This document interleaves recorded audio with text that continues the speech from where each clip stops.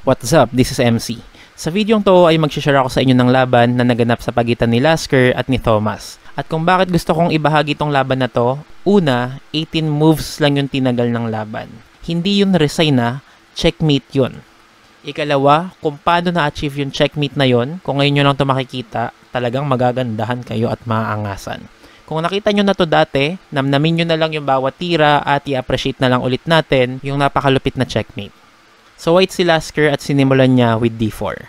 e6, knight f3, f5, knight c3, developing move, knight f6, developing move din, bishop g5, pinning the knight, bishop e7, stopping the pin, and then bishop takes knight on f6, tapos nag-bishop takes, bishop din sa f6, and then nag-e4 si Lasker. Challenge sa center, tapos na-open na rin yung light scored bishop niya. F takes e4, knight takes e4, and then nag-b6 si Thomas. So, idea niya, bishop b7, fianchetto. Dito, nag-knight e5 na si Lasker, ginitna niya na rin yung isa niya pang knight, at nag-casting lang si Thomas. After bishop d3, tinuloy na ni Thomas yung plano niya na bishop b7, fianchetto.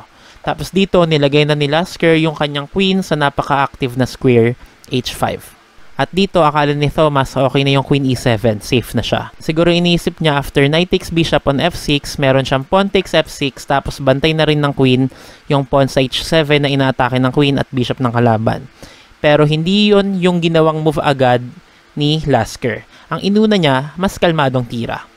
Queen takes h7, check, sacrifice. So bakit namimigay lang si Lasker ng queen kapalit ng pawn? Alamin natin. So dito wala naman ibang legal move ang black, king takes h7 lang talaga, kain sa queen. Tapos ngayon lang ginawa ni Lasker yung knight takes f6 with check. Actually yan ay double discovered check. At dito meron lang dalawang option si black. It's either king h6 or king h8. Bakit pangit ang king h8? Merong knight g6, forking the king, the rook, and the queen. Pero actually hindi yon. Mati na po ang black. Gamit lang ang dalawang knight at yung sinacrifice na queen. So napakalupit talaga ni Lasker na nakalculate niya yan. Pero hindi yan ang pinili ni Thomas. Ang pinili niya, king h6. Pero hindi pa rin siya ligtas. Dahil papakawalan ni Lasker yung mga napaka-forcing na tira. Knight e g4, check. Walang ibang tira, king g5 lang. h4, check. Walang ibang tira, king f4 lang. g3, check. Walang ibang tira, king f3 lang, bishop e2, check. Walang ibang tira, king g2 lang, fina-fianchetto lang naman ni Thomas yung kanyang king sa base ng kalaban. So paparusahan ni Lasker yan, papakita niya kay Thomas na maling mag-fianchetto ng king sa base ng kalaban. Rook h2, check. At dito, walang ibang tira si Thomas, king g1 lang. Kung ito ay game of the generals at yung king ay yung flag, panalo na po ang black. Pero ito ay chess at iba ang objectives dito. Ang objective dito ay checkmate. Pero usually yung checkmate, kino-corner yung kalaban sa base niya. Pero si Lasker, iba ang trip. Pinalapit niya ng pinalapit yung king ng kalaban sa base niya. Tapos ilalayo niya ngayon yung king niya. King d2 with checkmate.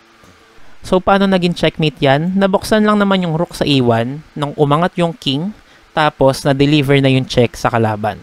Hindi pwedeng capturein yung rook, walang ibang gagalawan, at wala ring pangharang. Checkmate talaga.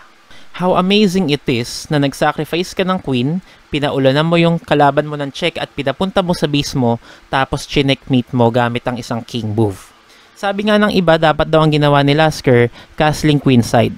Checkmate rin naman daw yan at talagang napakaangas kasi naka-checkmate ka after castling. Pero ako, iba ang side ko dyan, sang-ayon ako kay Lasker, king d2 mas maangas. Bakit? Una, delayed bone cloud yan, ginigitna mo yung king mo. Ikalawa, ang naka-checkmate ay yung rook sa a1, isang piyesang hindi pa gumagalaw. At hindi nagagalaw kasi checkmate na. So hindi ba napakaangas nun? Nung una ko nakita to dati, wala talaga akong masabi. Lalo ako naging interesado sa chess. At hopefully, ganun din na nangyari sa inyo. So, that's Edward Lasker for you guys. Hopefully, marami kayong natutunan sa videong to. At kung nagustuhan nyo to, i-consider na mag-iwan ng like or heart. At i-consider nyo na rin na mag-subscribe or mag-follow. Again, this is MC, always saying, think more often. Thanks for watching and see you in my other videos. Bye-bye.